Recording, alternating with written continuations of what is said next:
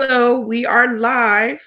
Hey everybody, Hi, everyone. I'm April BB, and I'm Kevin Weld. and we're here tonight to discuss The Real Housewives of Atlanta, episode 2, season 11, South Peach. Yes, and this is Cocktails and Conversations. Yes, cocktails. And I got my cocktail tonight. No alcohol, little green goddess. Mm, girl, my cocktail is alkaline water. Well, that's good for you. Hey, my green goddess is good for me. Right. Well, how did you make that? Both house, grocery store in a bottle. Oh, They made it. Yeah. okay, I got you. So, So, did you ever get a chance to watch it? I'm sorry. No, I didn't get a chance. So I had a little mishap with my DVR recording, and Hmm. I have to say I was watching 90 Day Fiance. Oh wow, I've never heard of that before, but shit, I hope that's good. It is very, very good. But Well, let me catch you up on this recent episode. Honestly, this episode was not as entertaining. It was just very about Nini's personal thing that's going on with her and Greg, and it was very sentimental more than anything. And how it started was it started with Portia and Dennis in the hotel where it looked like she was gonna get a ring on her finger, but turns out it was a freaking Rolex that he got her. It wasn't a ring, I cannot. right? And There's so something about Dennis as fraud, but okay. you think, yeah, yeah, I know. Like I felt the same way because it's like he's not selling me all the way. Like he's like I don't know. Like, I guess materialistically, he's playing his cards right, but like everything else wise, I'm just like, I don't know how I feel about this man because he doesn't really speak much. And I mean, for me, it just seems like everything is happening too fast. You know, prior seasons, well, last season, I don't think she even had a man, but remember the season before that, she had a guy named Todd, and they kind of knew each other from before. That felt a little more organic. This gentleman this season just, I don't know, it brings opportunists to me. He said organic. Yeah, yeah, definitely. I don't know how. I'm not really sold on him all the way, but apparently Portia is, and I'm honestly starting to think like is she more so in love with like being in love or is she in love with like him? Because she's very like giddy and I'm like okay but like he didn't really do much for you to be that giddy, you know? Right, And right. that's why I'm like I love my girl Portia to death. Okay, if you are watching this you already know I stand you till the day I die, but that is something that I think about because I'm like this man didn't do anything to really woo anybody, at least in my book. Cause I'm like, I mean, like he could literally open the front door and she was like, yee. I'm like, okay. So that's what that was. And then after that scene, they were showcasing Nini's new store, Swagalicious in Miami. Mm, And mhm. it was a really nice hotel that she put her store location in. And I've never really seen that. Well, I think I've seen that before with a retail store being in a hotel, but I guess I've never seen like, I guess a black owned boutique in a hotel before. Well, I think tags it might be located in a hotel. So, here's the thing in Vegas, you do have boutiques in some of the like Caesar Palace. They have a few boutiques in there. Mm. Um I'm not sure where Candy Store Tags is located in Las Vegas, but she has one there. I'm not sure if it's a mall or a casino hotel. Candy has a store. Yeah, let me check. You know, Candy has a store in Atlanta called Tags. Baby, Candy got her hand in everything. You hear me? Wow, She's had the store for quite some time. I never knew that. It's 10 o'clock. Tags Boutique. Let's see. Hopefully it's still open. She still has the Tags Boutique in Atlanta. So let me try Las Vegas. Las Wages. Yep, she still got tags there. Um, Let me look at this picture. Where is it located?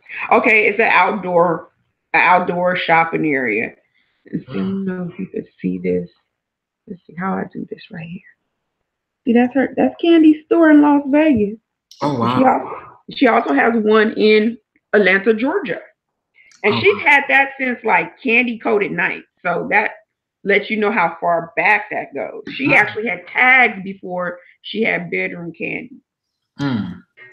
Well, that was Yeah. I thought that was a pretty wise decision for like a business owner that has a retail store. And also it's located it looks like it's in a pretty great area, very posh, very bouge, very ideal for a store like Swagalicious to thrive in. So I'm really proud of Nene in that department. And Mm-hmm. I know she said that she's an entrepreneur who likes to move in silence. And I like that advice. Like you don't really have to always tell your business moves. You know what I'm saying? You can still work at your business and be that awesome entrepreneur and still just let your success speak for itself as opposed to you like talking about the business while it's still coming up. And so I'm taking notes from that. And I think a lot of people um I do you think a lot of people practice that advice? I think sometimes, but I also think with Nene, she's learning because at first she was very braggadocious. Yeah. Um, so she's matured to some degree, but she wasn't always this way. Mhm. I think Candy in the first few seasons that Candy was involved in, she always referenced people. I think Nene and Kim being one of them as new money Mhm. because Mhm. the way they were braggadocious, and I don't know if you recall a scene where Sheree and Nene gets into a fight, but she bragged about being Nene being she bragged about being on Apprentice, and she was saying how she cashes Trump checks. Oh yeah, So girl. she Donald still, Trump. when it's right, right. So I think, the ideas that she has, she probably got good business people behind her, Yeah. but has it been done before? Yes. So in a way, it's kind of copycatting what Candy has already done, Mhm. which is smart to kind of have other streams of income. Right. So I'm glad that Nene has rise to the occasion and she's kind of doing things differently. Yeah, because I get to see another side of her. I get to see the businesswoman side to Nene. So it's not just like, extra and comedy and just I guess like the jokester Nene, but I can also see like that same Nene, but mixed into a business woman basically, and a CEO and a lady who is her own boss, and that's really really nice. And so the next scene actually of this episode was with like it was showcasing Portia and Dennis together, and they were like arguing. Like I want to say it was fake arguing. Like pretty much, Portia was like, "I didn't bring my toothbrush to Miami, but you got your toothbrush. So can I use your toothbrush to brush my teeth?" Ew, that's nasty. You think That's that's nasty. nasty? That's very nasty. It's so funny. Me and Brandon had this conversation about that. And he was like, I love you dearly, but I never want you to use my toothbrush and I never want you to use mine. And I'm like, I concur. I agree. Like, I keep at my house, I keep extra toothbrushes. So if Mhm. anyone is there and they didn't bring their own, I have fresh toothbrushes. There's Hello. something about that that's so gross to me. I feel the same way, but I low key think that's kind of cute. Like that's just me. Like I like if my man was just like, well, if I was like, "Can I use your toothbrush?" and he says, "Yeah," that's kind of cute to me. But okay, that's neither here nor there. Um, Okay. So they got into a fake argument over her yeah, it nasty was like ass wanting to it was brush her very teeth like with Dennis's toothbrushes. Okay. right, and so he was just like, "Babe, what are you talking about?" And like she's like being like fake mad, and like it was just very awkward. When you see it, you're gonna see exactly what I'm talking about because it was just like it didn't feel like a genuine argument. A genuine argument doesn't have that much dramatic pauses and like it definitely felt fabricated, and I feel like they did that for the sake of like I guess like killing some time on the episode Hmm. because there really wasn't that much scenes that they could show on this episode that was really good. Like I said, this was a pretty blah episode, but after that it transitioned into the scene where all of the girls, Cynthia, Marlo, Candy, and who else is a fourth one? Eve. Who Yeah, that is? right. Um, all of them ended up going to the hotel that Portia had booked for them, and everybody liked their rooms, right? But Mhm. out of all of them, guess which one had an issue with the room? Even though this was like very extravagant, very elegant, and very nice. It did not look like no rundown hotel kind of thing. Like it was very posh, very bougie. Eva? No, girl. It starts with the M. Marlo? Yes. Extra. She just trying to get her storyline going. Go sit down, girl. Um, she was like, "Is this my room? Oh no, this is too small, too small. Oh my god, no." Blah, blah, blah. And it's I don't know. I felt like, okay, girl, like you're mad extra. And so Eva in the confessionals, it seems like Eva was getting very fed up with Marlo's presence because it was very I'm not gonna lie, it was very extra, but like I feel like nobody else is rubbed the same way that Eva was rubbed. And I feel like that's like a growing um thing that's going on between them silently, specifically for Eva, because it's like the way she was talking about Marlo was like, okay, girl, like you're really like upset Tripping. about her being like this, while the other girls are like, oh my god, Marlo, just shut up, blah blah blah, just brushing it off. And she ended up switching rooms with Portia because Portia had the biggest room because she booked the hotel for everybody. So since Portia wasn't there, Marlo basically switched rooms with Portia, being all extra, and that's what that was. And I was just like, wow, like no, like yeah, no. I don't know. I feel like if somebody booked a hotel for me, I would really be Appreciate it. right. I would be very appreciative, very thankful, very just like thank you for booking this hotel for me. Period. I don't care But you how know, bougie I am. we talking about the Real Housewives of Atlanta, like, Yes. Yes. and Marlo needs her peach. So But Marlo's kind of like an official cast member right now, though, she right? is. She's getting paid for being on the show. I kind of feel like they shortchanged Marlo. I was rooting for Marlo. I think she should have gotten a peach over Shamar DeVoe. Who do they show in this episode? Yeah. Oh, okay. They only showed like I guess like the introduction, but that was for the preview for the next episode. And Um, honestly, I'm not gonna lie, I really don't know that much about her. and I don't either. Okay. She was in a group called Black back in the day that Lisa Left Eye Lopez started, and that's really it. And then outside of being married to Ronald DeVoe, she don't really have anything to offer except for I think a little touch of ratchetness. Right. Yeah, she definitely has that fire, but I don't know like what she has to offer either, to be honest. Yeah. But after that scene of the hotel, Portia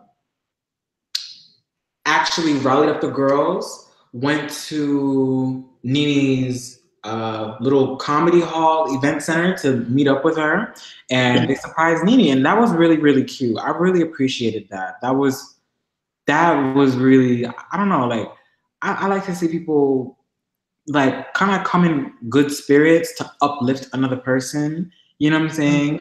And it was a pleasant and joyful surprise. And Nini even said it, like, you know, she's very, very, very, very happy to see the girls because it really was able to calm her nerves before her performance. And she gave the prayer. My girl Portia gave the prayer before they went. Such a fan. Oh my God. Like, she's everything. Like, the red hair. Oh my God. I don't like the red hair. It's ratchet. Girl, no, when you see this red hair, you're going to be like, okay, that's cute. Okay, hold on. Is it the same red hair from last week, the long straight one? Yeah, but that's not cute. Oh my God. Oh my God. Okay. Okay. All right now. Love you some, Portia. Yes. And Nini was giving the comedy. She was doing her little performance for her skit, and it seemed like it went pretty well. I gotta give me a ticket to her show though, because really, yeah, it looked like it's pretty fun. Like I think I would like to attend. I don't know. Like she seems like she's kind of funny. Okay. But I think it was like a Black woman's comedy show because it was only Black women that was comedians. Hello, which I'm 100% here for. And me too. And if it's other people other than Nini, like Nini's not seasoned enough for me, but I would go see a collection of comedians. Don't do her, okay? You know, I'm not doing her. I'm not coming for her. But you know, she needs some backup. Okay. Yeah. Well, you know who was there? Do you know Lonnie Love? Yes. Yeah, Lonnie Love was there. From The Real. Mm-hmm. Lonnie Love was Lonnie Love before The Real, okay? She was not like... Yeah. But you know, so, I mean, she used to do like the VH1 stuff. She's funny. She's a big girl. I like her. I ride for her. She also, so the whole reason she got the slot on The Real was she was vying for like her own talk show. So they felt like the chemistry with the other ladies that they interviewed with, that they would all work well together. So I like Lonnie. What lady did she interview? Well, she interviewed for to host her own talk show, right? Mm-hmm. And then the EPs decided that they wanted a panel of women, right? So they were trying to follow the format of The Talk and The View. Yeah. So then they interviewed Tamar Braxton. Was it Tamara or one of the twins? Yeah, Tamara. Yeah, Tamara. And then that Adrienne Bellini chick or whatever. And a couple of other people. I'm gonna get their names wrong. There's an Asian girl, but I don't know her name. Jeannie, I think her name is. Yes, Jeannie. I love Jeannie. Yeah, and then Lonnie Love, and they felt like the chemistry that the women shared was great, and they decided to go that direction instead of doing like a Wendy Williams with Lonnie, where it was just her by herself. Right. How are you doing? How are you? All right, Wendy. How you doing? Oh my God. I love Wendy Williams. Yeah. She good and messy. Let me say this. I love and dislike her as well because she dragged people, but she won't stand in her own truth. She's Mm. super messy, but she don't want you messy with her stuff. So you gotta either call your own stuff out, or you gotta realize if you're messy, other people gonna be messy with you as well. So Mhm. that's my only thing with her. But honey, she dishes the tea.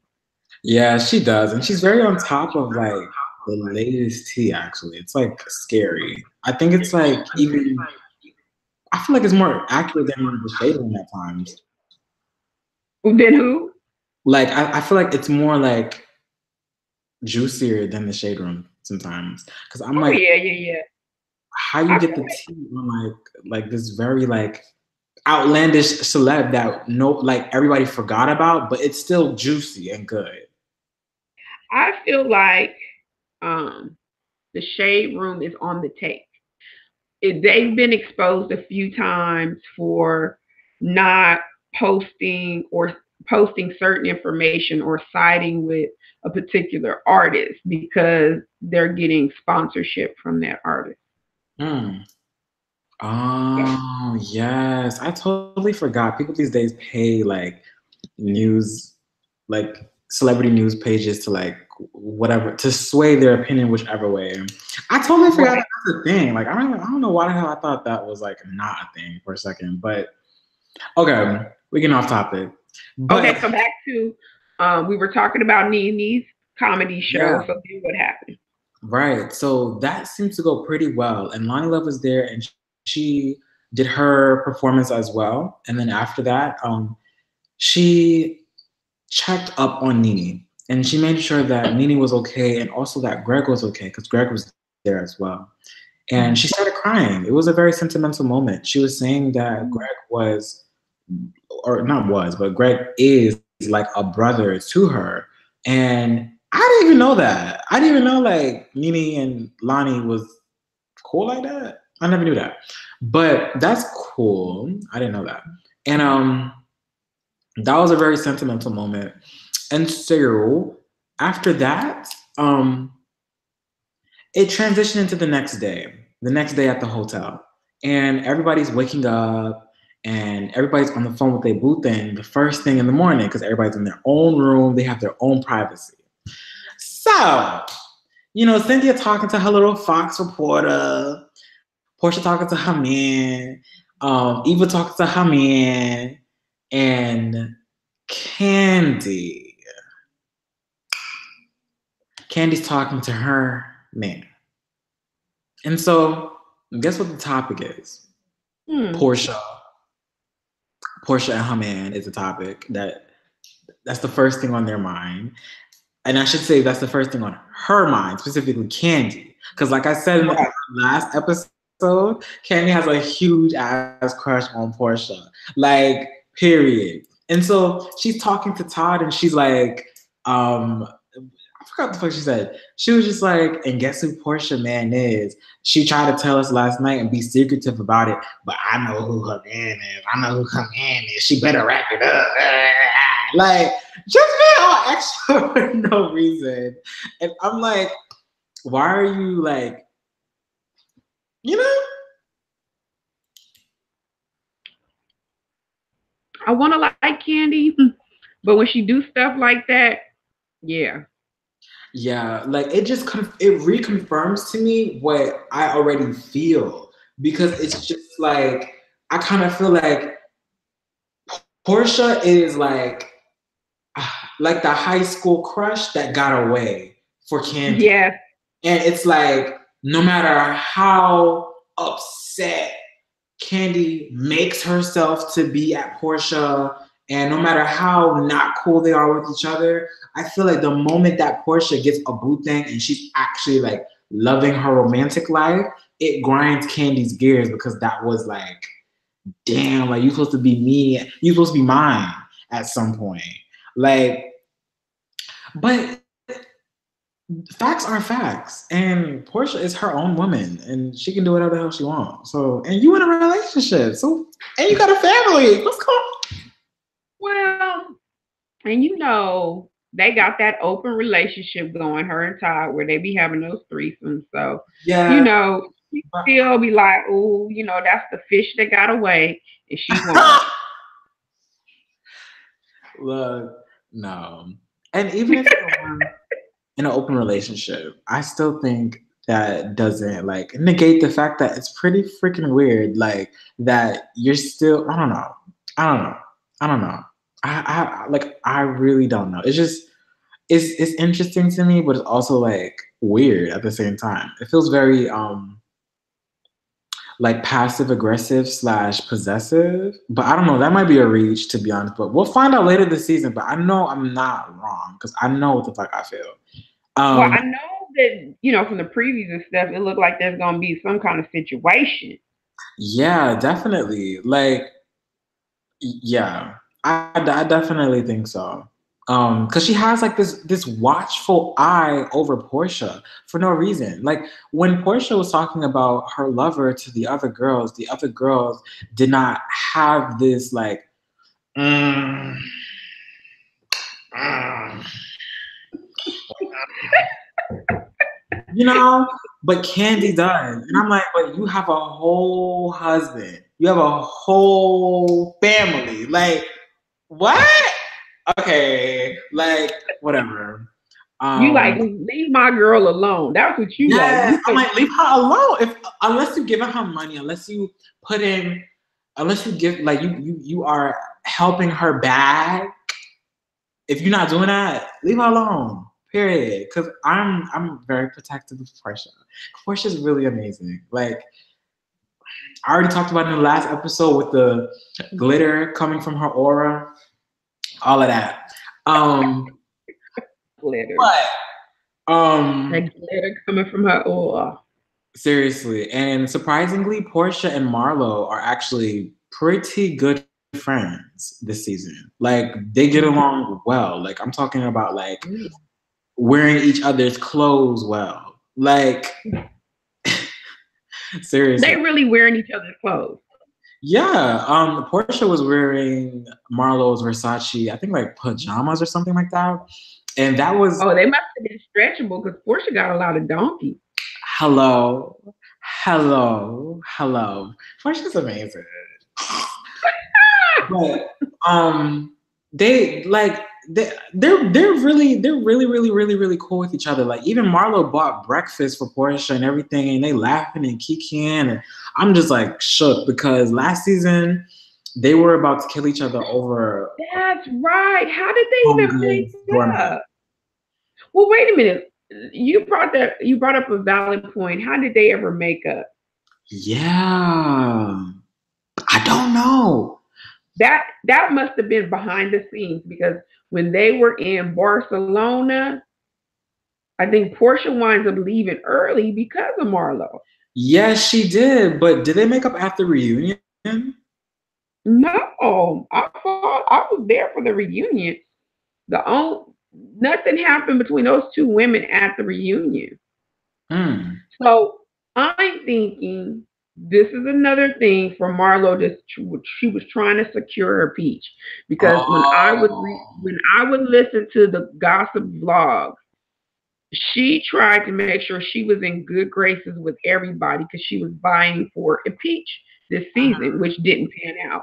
Now the other thing she was doing was Candy and Todd started a reality TV show. I think it was going to be on WeTV. Yeah. Marlo was supposed to be on that. So she was actually going to get paid. However, she messed it up. Marlo started being a diva. And I don't know why when you asked me about guess who cut it up about the hotel room, I should have known better because that's right up Marlo's alley. So rewind over the break, I heard that Marlo pitched a bitch and had a list of demands on the set of the reality TV show Candy was doing. Now, because it was in its infancy stages, they went ahead and let Marlo go because they said she was difficult to work with. Right. Unfortunately, she stopped her own bag at that point. Agreed. Because that really could have been even more exposure for her, being the fact that there's only 2 other stars on the show. So it's not like with Real Housewives of Atlanta, you have like several other cast members. With that Todd and Candy show, you have the 2 members.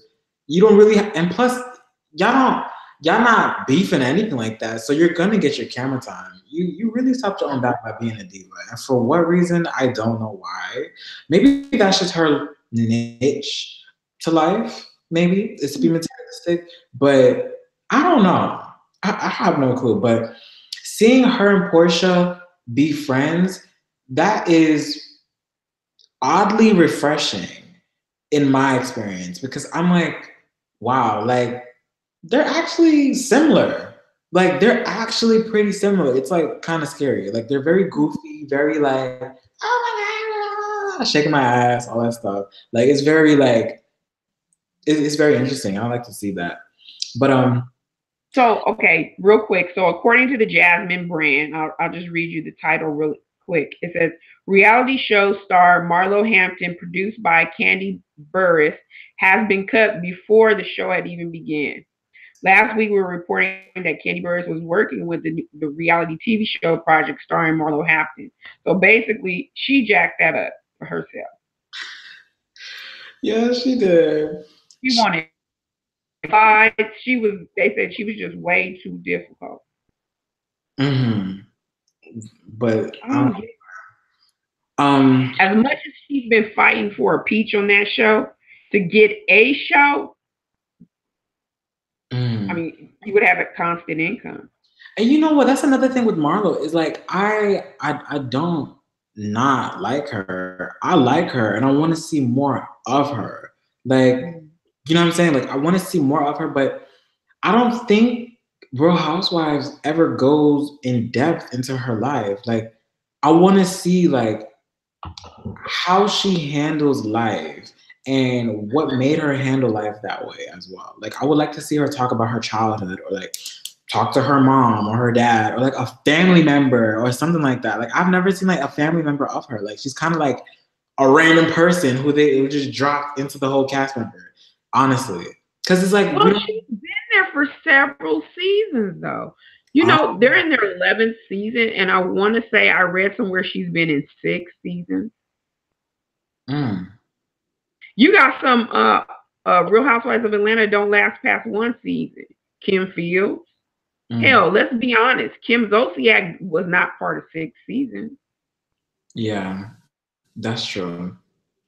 So, Kim I mean, Fields was not cut for this. Huh? I said Kim Fields was not cut for this. No. I don't think Eva is either in some ways. Yeah, I don't think Eva is, but I think she's hanging in there for the sake of a check. So, okay. After the Marlo Portia thing, did they ever go into Eva, like anything with Eva? No, Eva was just continuing to have her little confessionals that was like shading Marlo, like any chance that she gets. She compared it to how the news is when they talk about Trump's latest shenanigans. She was saying that's kind of how Marlo is. It's very just extra read all about it, which is kind of true. But her shade is like, it's real. Like, it's not like fun and just like, yeah, like fun. Like, it's real. Like, it's real. And I definitely do feel like, and I think they even showed a preview of like her getting into like a little tit for tat with Marlo actually later in the season. Yeah. But after that, they wanted to go to Nene's store to support her at, what is it called? Wagalicious? Girl, what do you think about that name? I think it's kind of, it's too trendy. It's too like young for right now. Like that term is going to go out. Swag, you know, it's going to be like fresh was to the 90s after a while. You're either going to have to rebrand your store if it lasts, you know, more than a decade. That's true. Or keep a horrible name and be dated. I mean, in a way. Like, I think candy store tags, like, Tags. I was like, what? Tag? That's an ugly name. it's it can be considered generic, and it's not trendy. You know what I mean? Like tags, okay, tags. You popping tags. You know, it could be tags on I your clothes. I guess mean, no, no. They need to really rebrand that name because that name is not good. That's very like I actually thought that was I like a think It's I don't know. I 10:30. think Swagalicious is pretty bad. mm. Yeah, I think Swagalicious is pretty bad too. But so they're leaving the hotel to go to Swagalicious, and Swagalicious is actually located literally 2 blocks over from the hotel in Miami. Guess who had a problem walking 2 blocks over to get to Marlo. girl? She's wearing, I guess, like a winter hat, like a wool hat, and I guess like boots or like high heels or whatever, just being real extra. And so she's like, "Oh, we need to call an Uber. We need to call an Uber to go 500 feet. Oh my God, it's that and the third." And just being so extra, just being so extra. And it's just like, but that's the thing. Like, I really like her extraness because it's very funny. Like, it's a good key, to be honest. But out of all of the girls who were just like, "Oh my God, Marla, you're just so extra, girl. Just walk. Like, it ain't nothing." Guess whose face was stank? Eva. Eva. And I'm telling you, like, she has like a, I don't want to say like an evil eye, but it's just like, it's getting serious. I feel for Eva, like it's getting serious. Like, oh my God, like I really can't stand this bitch. Like seriously. I don't know.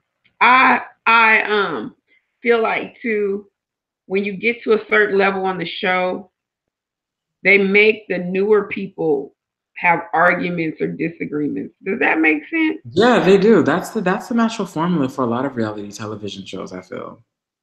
Or let's say Marlo, even though she doesn't hold the peach, has been there longer than Eva, but Eva holds the peach. So that positions her some kind of way where you're not messing with the OGs. Let me say that, the OGs. Right. And you know what? That could also stir up another great plot as far as someone who has already been on the show and not having that trophy or peach. And then you have someone who is new on the show and is having a peach already before this person. And so that creates some kind of like, I guess, silent beef, if you will. And I go back to Kim Fields. I recall her doing an interview. I'm not sure if it was on Wendy Williams or Watch What Happens Live. I don't think it was on Watch What Happens Live, but I remember her saying she met those ladies like at different functions in Atlanta, 101 at different times prior to recording. But when they know the camera's on, it's a whole different animal. Like really? She said she really liked, I remember Kim Fields saying she really liked Phaedra, but when the camera came on, she didn't like her. Like some of the things that she would do. So I feel like sometimes we're not getting that authentic person, because I also heard, I think it was Kim Fields said that Kenya was a really nice person, but then when they filmed, she was horrible. And I think for Kim, like when she was telling the story, I think that's why she was so taken back, because one, that's not her energy. That's not who Kim Fields is, right? She's a very professional woman because she's been in the business for so long. So she's thinking reality TV is reality. So she's like, okay, and it's just like you and I. You and I have a certain rapport, but then as soon as the cameras come on, I turn into a beast. Mm-hmm. So, I think Kim was very naive to that, and was very taken back. Yeah.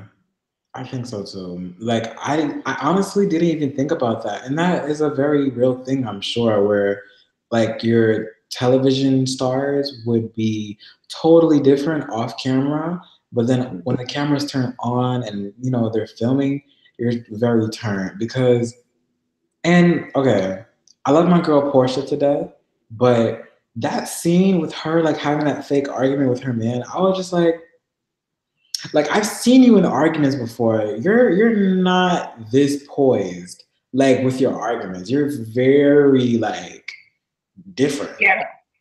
And Ratchet.